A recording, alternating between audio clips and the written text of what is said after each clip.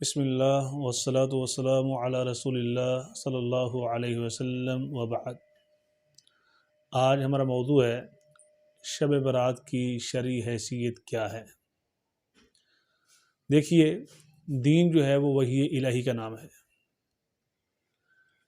شریعت نبی کریم صلی اللہ علیہ وسلم کے فرامین کا نام ہے، اور جیسا کہ اللہ تعالیٰ اپنے محبوب پیغمبر جناب محمد کریم صلی اللہ علیہ وسلم کو ارشاد فرماتے ہیں کہ فَاسْتَمْسِكْ بِالَّذِي أُوحِيَ إِلَيْكَ إِنَّكَ عَلَى صِرَاطٍ مُسْتَقِيمٍ۔ نبی کریم صلی اللہ علیہ وسلم، آپ اس چیز کو مضبوطی سے تھامیے جو آپ کی طرف وحی کیا گیا ہے، تو یقیناً اس کا نتیجہ کیا ہوگا کہ آپ صراط مستقیم پہ گامزن رہیں گے۔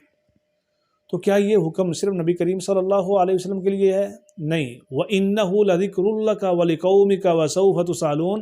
یہ حکم آپ کے لیے بھی ہے، آپ کی امت کے لیے بھی ہے، اور ان قریب اس کے بارے میں پوچھا بھی جائے گا۔ جب مزاج یہ ہو کہ دین وہی ہے جو اللہ اس کے رسول صلی اللہ علیہ وسلم کے فرامین ہیں، تو پھر اس طرح کے توہمات، غلط فہمییں دین کے اندر پیدا نہیں ہوتی۔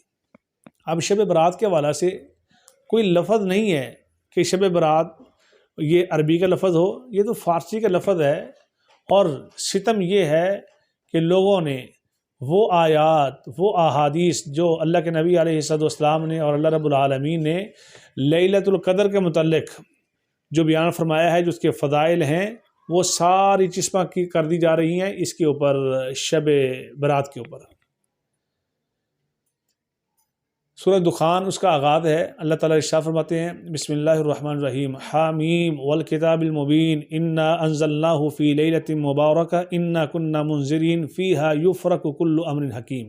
یقیناً ہم نے اس قرآن مجید کو اس رات میں اتارا ہے جو لیلہ مبارکہ بابرکت رات ہے۔ تو یہ بابرکت رات جس میں اتارا گیا ہے، دوسرے مقام پہ کیا ہے؟ انا انزلناہ فی لیلۃ القدر، ہم نے اس کو لیلۃ القدر میں اتارا ہے۔ تو یہ صراحت دو ٹوک موقف ہے آیات و احادیث کی روشنی میں کہ اس رات سے مراد لیلۃ القدر ہے، نہ کہ شب رات کی رات۔ اور اہم فیصلے جو اس کے متعلق مشہور کیے جاتے ہیں، اس رات بڑے اہم فیصلے ہوتے ہیں، تو وہ بھی کلیئر ہے کہ وہ کس رات اہم فیصلے ہوتے ہیں۔ واقعی بڑے اہم فیصلے ہوتے ہیں، اللہ خالق و مالک بڑے بڑے اہم فیصلے فرما دیتے ہیں اس رات۔ لیکن وہ رات کون سی ہے؟ فیہا یفرق کل امر حکیم۔ یہ وہ رات ہے جس رات میں قرآن مجید کا نزول ہوا، اور وہ رات لیلۃ القدر کی ہے۔ اور اس کے متعلق جو عوام میں مشہور ہے کہ سومو یومہا وقومو لیلہا، اس رات کو قیام کیجئے اور دن کو روزہ رکھیے، یہ پایا ثبوت تک نہیں پہنچتی۔ اور ایسے ہی ایک سنن ابن ماجہ کے حوالے سے حدیث پیش کی جاتی ہے کہ ان اللہ تعالی ینزل لیلۃ النصف من شعبان، کہ اللہ تعالیٰ شعبان کا جب آدھا مہینہ ہوتا ہے اس رات آسمانی دنیا پہ آتے ہیں، اور فیغفر، اور لوگوں کے لیے معافی کا اعلان کرتے ہیں، لأکثر من عدد شعر غنم کلب، بنو کلب قبیلے کی بکریوں کے بالوں سے بھی زیادہ۔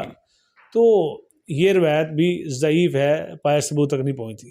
جبکہ جو لیلۃ القدر، لیلہ مبارکہ، اس کے متعلق صریح احادیث ہیں، اور آپ صلی اللہ علیہ وسلم کا عمل اور آپ کا حکم کہ احیا لیلہ وایقظ اہلہ وشد مئزرہ، آپ رات کو بیدار رہتے، اپنی کمر کو کس لیتے، ادار کو مضبوط کر لیتے، اپنے گھر والوں کو اٹھاتے کہ اس رات ہم نے عبادت کرنی ہے۔ تو خدا را دین وہی ہے جو اللہ اس کے رسول صلی اللہ علیہ وسلم نے فرمایا ہے۔